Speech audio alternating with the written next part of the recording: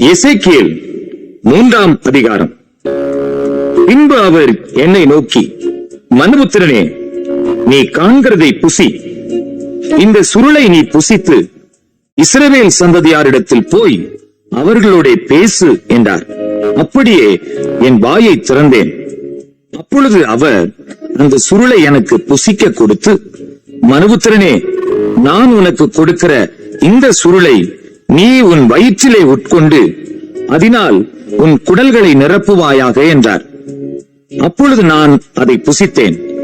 அது என் வாய்க்கு தேனை போல் தித்திப்பாயிருந்தது. பின்பு அவர் என்னை நோக்கி, மனுபுத்திரனே, நீ போய் இஸ்ரவேல் சந்ததியாரிடத்தில் சேர்ந்து என் வார்த்தைகளை கொண்டு அவர்களோட பேசு.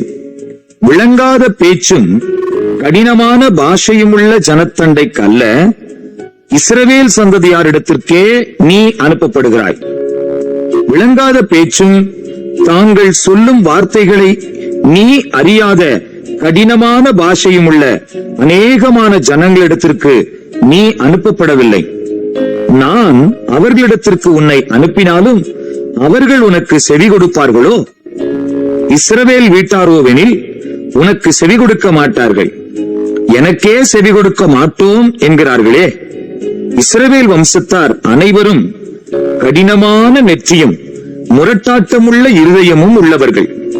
இதோ, உன் முகத்தை அவர்கள் முகத்துக்கு எதிராகவும் உன் நெற்றியை அவர்கள் நெற்றிக்கு எதிராகவும் கெட்டியாக்கினேன். உன் நெற்றியை வச்சிரக்கல்லை போலாக்கினேன், கண்மலையை பார்க்கிலும் கெட்டியாக்கினேன். அவர்கள் கலகமுள்ள வீட்டார் என்று நீ அவர்களுக்கு பயப்படாமலும் அவர்கள் முகங்களுக்கு கலங்காமலும் இரு என்றார். இன்னும் அவர் என்னை நோக்கி, மனுபுத்திரனே, நான் உன்னுடனே சொல்லும் என் வார்த்தைகளை எல்லாம் நீ உன் செவிகளாலே கேட்டு உன் இருதயத்தில் ஏற்றுக்கொண்டு நீ போய் சிறைப்பட்ட உன் ஜனத்தின் புத்திரரிடத்திலே சேர்ந்து அவர்கள் கேட்டாலும் கேளாவிட்டாலும் அவர்களோட பேசி, கர்த்தராகிய ஆண்டவர் இன்னின்னதை உரைக்கிறார் என்று அவர்களோட சொல் என்றார். அப்பொழுது ஆவி என்னை உயர எடுத்துக்கொண்டது. கர்த்தருடைய ஸ்தானத்திலிருந்து விளங்கிய அவருடைய மகிமைக்கு ஸ்தோத்திரம் உண்டாவதாக என்று எனக்கு பின்னாக கூப்பிட்ட மகா சத்தத்தின் இரைச்சலை கேட்டேன். ஒன்றோடொன்று இணைந்திருக்கிற ஜீவன்களுடைய செட்டைகளின் இரைச்சலையும் அதற்கெதிரே ஓடிய சக்கரங்களின் இரைச்சலையும் மகா சத்தத்தின் இரைச்சலையும் கேட்டேன். ஆவி என்னை உயர எடுத்துக்கொண்டது. நான் என் ஆவியின் உக்கிரத்தினாலே மனம் கசந்து போனேன். ஆனாலும் கர்த்தருடைய கரம் என்மேல் பலமாக இருந்தது. கேபார் நதி அண்டையிலே தெலாபீபிலே தாபரிக்கிற சிறைப்பட்டவர்களிடத்துக்கு நான் வந்து அவர்கள் தாபரிக்கிற ஸ்தலத்திலே தாபரித்து 7 நாள் அவர்கள் நடுவிலே பிரமித்தவனாய் தங்கினேன். 7 நாள் முடிந்த பின்பு கர்த்தருடைய வார்த்தை எனக்கு உண்டாகி, அவர், மனுபுத்திரனே, உன்னை இஸ்ரவேல் வம்சத்தாருக்கு காவலாளனாக வைத்தேன். நீ என் வாயினாலே வார்த்தையை கேட்டு என் நாமத்தினாலே அவர்களை எச்சரிப்பாயாக.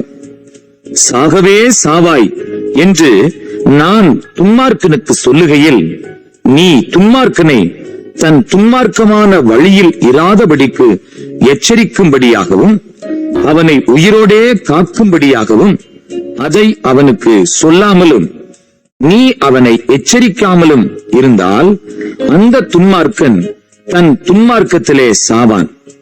அவன் இரத்தப்பழியையோ உன் கையிலே கேட்பேன். நீ துன்மார்க்கனை எச்சரித்தும் அவன் தன் துன்மார்க்கத்தையும் தன் ஆகாத வழியையும் விட்டு திரும்பாமற் போவானாகில் அவன் தன் துன்மார்க்கத்திலே சாவான். நீயோவென்றால் உன் ஆத்துமாவை தப்புவிப்பாய். அப்படியே நீதிமான் தன் நீதியை விட்டு திரும்பி நீதி கேடு செய்யும் போதும் நான் அவன் முன் இடரலை வைக்கும் போதும் அவன் சாவான். நீ அவனை எச்சரிக்காதபடியினாலே அவன் தன் பாவத்திலே சாவான். அவன் செய்த நீதிகள் நினைக்கப்படுவதில்லை. அவனுடைய இரத்தப்பழியையோ உன் கையிலே கேட்பேன். நீதிமான் பாவம் செய்யாதபடிக்கு நீ நீதிமானை எச்சரித்த பின்பு அவன் பாவம் செய்யாவிட்டால் அவன் பிழைக்கவே பிழைப்பான். அவன் எச்சரிக்கப்பட்டான், நீயும் உன் ஆத்துமாவை தப்புவித்தாய் என்றார். அவ்விடத்திலே கர்த்தருடைய கரம் என்மேல் அமர்ந்தது. அவர், நீ எழுந்திருந்து பள்ளத்தாக்குக்கு புறப்பட்டு போ, அங்கே உன்னுடனே பேசுவேன் என்றார். அப்படியே நான் எழுந்திருந்து பள்ளத்தாக்குக்கு புறப்பட்டு போனேன். இதோ கேபார் நதி அண்டையிலே நான் கண்ட மகிமைக்கு சரியாக அங்கே கர்த்தருடைய மகிமை விளங்கினது. அப்பொழுது நான் முகங்குப்புற விழுந்தேன். உடனே ஆவி எனக்குள்ளே புகுந்து என்னை காலூன்றி நிற்கும்படி செய்தது. அப்பொழுது அவர் என்னுடனே பேசி, நீ போய் உன் வீட்டுக்குள்ளே உன்னை அடைத்துக் கொண்டிரு. இதோ மனுபுத்திரனே, உன்மேல் கயிறுகளை போட்டு அவைகளால் உன்னை கட்டப் போகிறார்கள். ஆகையால் நீ அவர்களுக்குள்ளே போக வேண்டாம். நான் உன் நாவை உன் மேல்வாயோடே ஒட்டி கொள்ள பண்ணுவேன். நீ அவர்களை கடிந்து கொள்ளுகிற மனுஷனாயிராமல் ஊமையனாயிருப்பாய். அவர்கள் கலக விட்டார். நான் உன்னோடே பேசும்போது உன் வாயை திறப்பேன். அப்பொழுது கர்த்தராகிய ஆண்டவர் இன்னின்னதை உரைத்தார் என்று அவர்களோடே சொல்வாய். கேட்கிறவன் கேட்கட்டும், கேளாதவன் கேளாதிருக்கட்டும். அவர்கள் கலக விட்டார்.